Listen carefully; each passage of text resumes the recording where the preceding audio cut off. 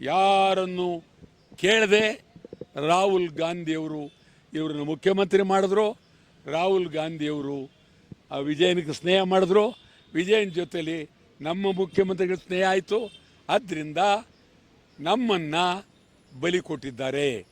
ಮಂಡ್ಯ ಇನ್ನೊಂದು ಭಾಳ ಪ್ರಮುಖವಾಗಿ ಈ ರಾಜ್ಯದಲ್ಲಿ ನಡೀತಾ ಇರೋದೆಲ್ಲ ಹೇಳ್ತಾ ಇದ್ದೀನಿ. ಎನ್ಕೌಂಟರ್. ಯಾರಾದರೂ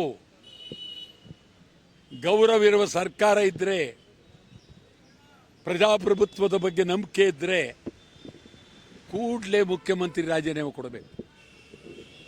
ಅಮಾಯಕರನ್ನ ಗುಂಡೊಡೆದು ಕೊಲ್ಲೋದು ಎನ್ಕೌಂಟರ್. ಹೆಂಗ್ ಹೊಡೆದ್ರಿ? ಯಾವಾಗ ಹೊಡೆದ್ರಿ? ಎಲ್ಲಿಡಿದ್ರಿ? ಅವ್ರನ್ನ ಎಷ್ಟು ಗುಂಡು ಹೊಡೆದ್ರಿ? ಯಾತಕ್ಕೆ ಹೊಡೆದ್ರಿ? ಗುಂಡೋಡೆ ಅಂತೇನಿತ್ತು?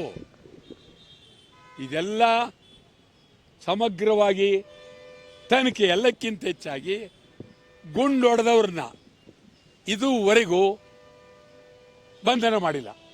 ಇದುವರೆಗೂ ಮೊದಲು ಯಾರು ಗುಂಡು ಹೊಡೆದಿದ್ದಾರೆ ಕೂಡಲೇ ಅವ್ರನ್ನ ಬಂಧಿಸಬೇಕು. ಬರೀ ಬಂಧಿಸೋದೇ ಅಲ್ಲ, ಕೊಲೆ ಕೊಲೆ ಕೊಲೆ ಕೇಸ್ ಹಾಕಬೇಕು. ಸತ್ತವರಿಗೆ ಕನಿಷ್ಠ 1 ಕೋಟಿ, ಆ MLA ಲಕ್ಷ ಭಿಕ್ಷೆ ಕೊಟ್ಟಿದ್ದಾರೆ. ಮೊದಲು ಆ MLAನ ಆ ಕ್ಷೇತ್ರದಿಂದ ಜನ ಓಡಿಸ್ಬೇಕು. ಇಂಥ MLAಗಳು ನಮ್ಮ ರಾಜ್ಯಕ್ಕೆ ಬೇಕಾಗಿಲ್ಲ. ಎನ್ಕೌಂಟರ್ ಬಹಳ ಕೆಟ್ಟದು. ಎನ್ಕೌಂಟರ್ ಪ್ರಜಾಪ್ರಭುತ್ವಕ್ಕೆ ಅಪಾಯ. ಇದೊಂದು ಮಿಲಿಟರಿ ದರ್ಬಾರ್, ಹಿಟ್ಲರ್ ದರ್ಬಾರ್.